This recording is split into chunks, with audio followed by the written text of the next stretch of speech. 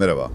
Bugün senin için 15 Temmuz 2016 gecesinin en çok, belki de en simgesel isimlerinden birini, Şehit Astsubay Ömer Halis Demir'i konuşacağız. Evet, önemli bir figür. Aynen. Elimizdeki işte belgeler, anlatılar var. Bunlara bakarak Halis Demir kimdi, o gece Bir ne gece, yaşandı, neden bu kadar ansızın gelebiliriz. sembolleşti, onu anlamaya çalışalım istiyorum. Tabii, bakalım kaynaklar neler anlatıyor. Ömer Halis Demir'in hikayesi Niğde'de başlıyor, Bor ilçesinde. 7 çocuklu, mütevazı bir aileden geliyor. Evet, Anadolu'da sıkça rastlanan bir başlangıç aslında. Doğru. Gençliğinde çobanlık yapmış, sonra içinde bir vatan sevgisiyle 1999'da astsubay oluyor, orduya katılıyor. Ve kolay yerlerde de görev yapmamış sanırım. Yok hiç. Afganistan gibi mesela çok zorlu bölgelerde bulunmuş, kayıtlarda hep disiplinli, cesur bir asker olarak geçiyor. Hı hı. Son görevi de Ankara'daydı, Özel Kuvvetler Komutanlığı'nda. Biliyorsun orası zaten çok kritik bir birim. Evet, TSK'nın en seçkin yerlerinden biri. Özel hayatında da evliydi. Elif Nur ve Doğan Ertuğrul adında 2 çocuğu vardı. Allah bağışlasın diyelim geride kalanlara. Amin. Peki gelelim 15 Temmuz gecesine. İşte olayların en çarpıcı noktası burası belki de. Evet, Bilgiler ne diyor? Darbeci General Semih Terzi, Özel Kuvvetler Komutanlığı'nı ele geçirmek için helikopterle karargaha iniyor. bu darbenin kilit hamlelerinden biriydi şüphesiz. Komutanlığı ele geçirmek çok önemliydi onlar için. Tam o sırada işte o meşhur an yaşanıyor.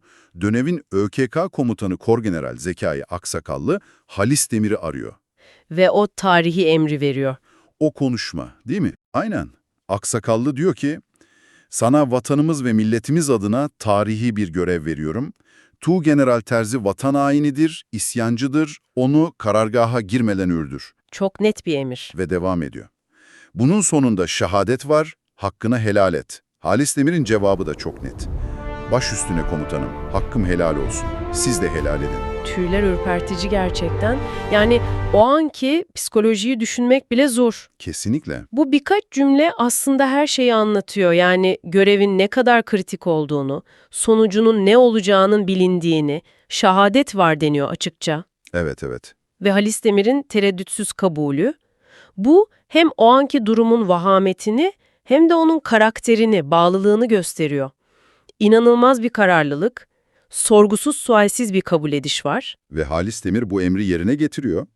Anlatılanlara göre karargahın önüne çıkıyor, Terzi ve yanındakileri bekliyor ve Terzi'yi vuruyor. Ateş altına alınıyor. Çok sayıda kurşunla, bazı kaynaklar 30 diyor, orada şehit düşüyor. O an Halis Demir'in Semih Terzi'yi durdurması darbecilerin belki de en önemli planlarından birini bozdu. Yani ÖKK'yı, Özel Kuvvetler Komutanlığı'nı kastediyorum. Stratejik bir nokta, evet. Kesinlikle.